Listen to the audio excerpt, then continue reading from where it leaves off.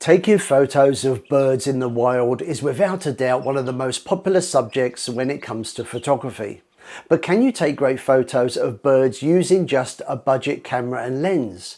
Well, that's what I set out to do. And in this week's video, I'm going to share the results, along with tips, camera settings, and more. Welcome to the Photo Genius channel. This video is kindly sponsored by Motion Array. Hi, welcome to the channel. If you're new here, I'm Paul from Photo Genius. I'm a photographer based in Brisbane, Australia. I teach photography full time and I also share tips and tutorials right here on the Photo Genius channel. Please consider subscribing so you don't miss out.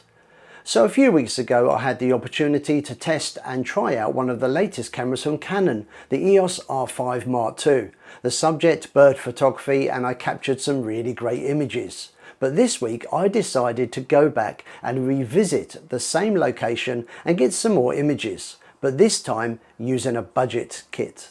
So I chose to feature two cameras in this week's video, a Canon T7 or 1500D as it's known here in Australia. That's a DSLR. I also wanted to feature a mirrorless camera as well, and I chose the Canon EOS R50. Now both of these cameras are entry level and ideal for anyone who's just starting out. I've owned the 1500D T7 for around 5 years and I've taken many images with it. The R50 I've had for just over a year and I would be happy recommending either of these cameras to anyone who's new to photography and just starting out. Okay, so what about the lens? Well, I chose to use the Canon 75 to 300mm f4 to 5.6 telephoto. This retails for around about $300 here in Australia. I guess that's about $200 in the US. As far as I know, it's the cheapest telephoto lens that Canon currently make and is described online as an affordable telephoto zoom lens for those starting to get into photographing sports and nature. Joining me on day one was my mate Paul, a local photographer who loves capturing wildlife. The location, the Sandy Camp Wetlands Reserve, regarded by many as being one of the best locations in Brisbane for bird watching and photography. So I just captured my first shot of the day and it was a totally unexpected image. Over my shoulder you may see the moon up there, it's a full moon, and a flock of birds just flew by and I didn't have much time to react, but what I did is I pointed the camera at the moon, underexposed so the moon wasn't too bright, and just hoped that the birds flew into the frame, and as luck would have it, they did.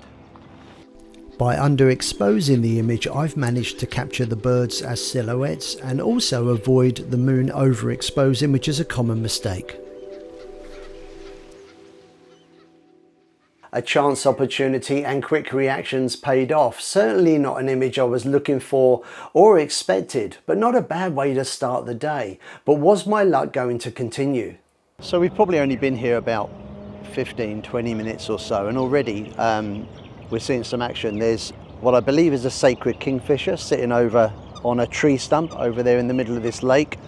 The sun is just starting to come up, so we've got some light, but it's still not quite light enough for me to really get any great shots because the lens here doesn't have a wide aperture, it's f4, so I'm not getting much light down the lens. I'm having to push the ISO, which isn't helping either. And my shutter speed just is not fast enough, but as we get more light things will improve. Hopefully the kingfisher will sit still for a bit longer.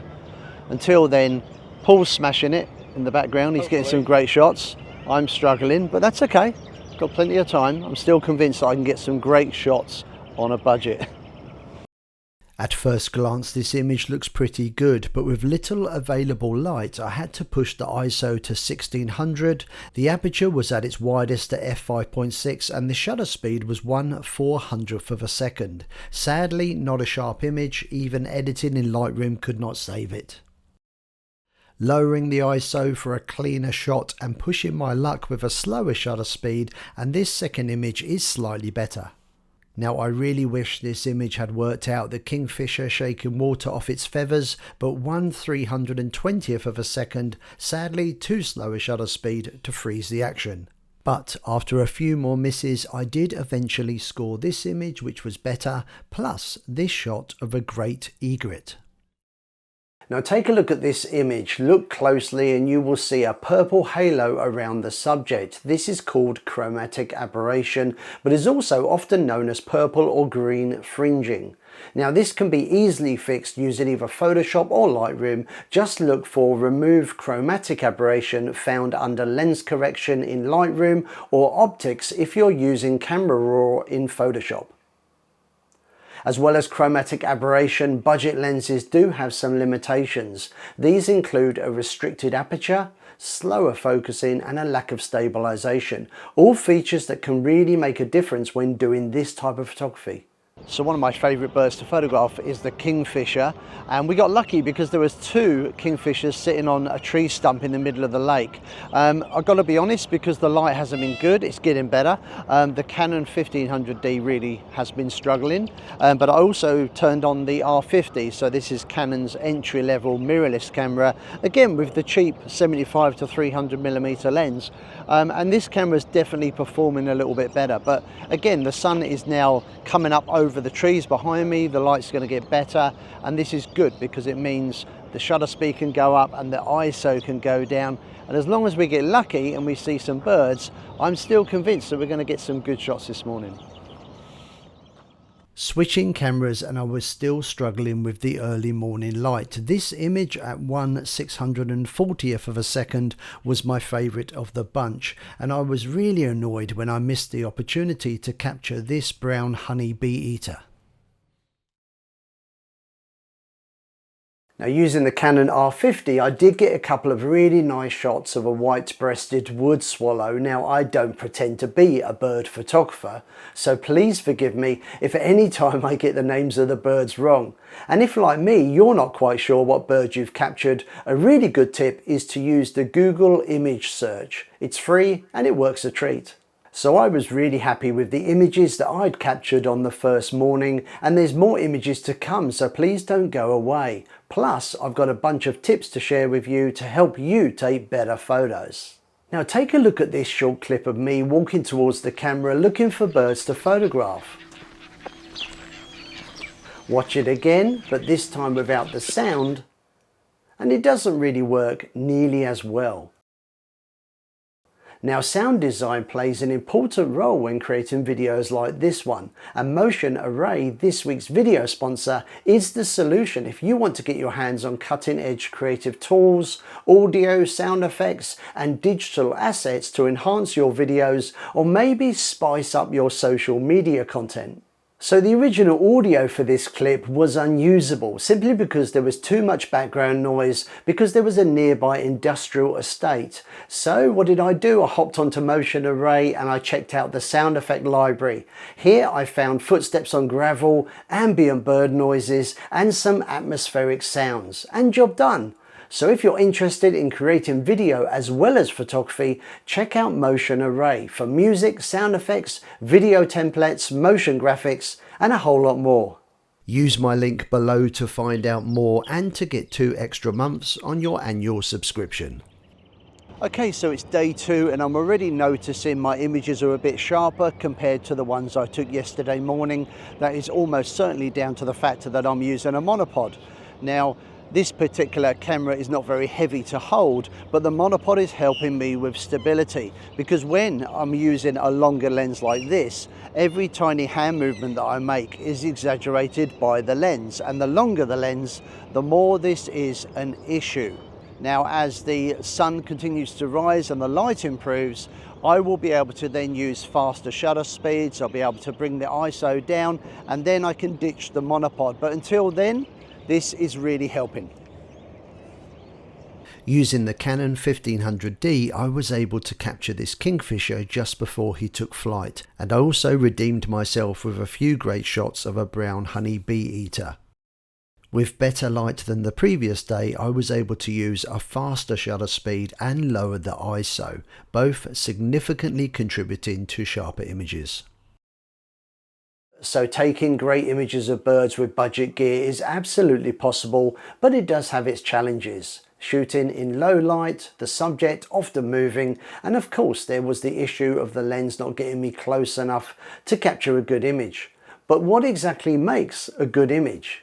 Now, gear does play a big part. Having a camera that can capture higher resolution images, or maybe a lens that can get you much nearer to the subject, is absolutely going to help. But knowing how to use a camera is key. Understanding exposure, aperture, shutter, ISO, what focus mode to use, depth of field. These are the skills that will help you get the shot you're looking for.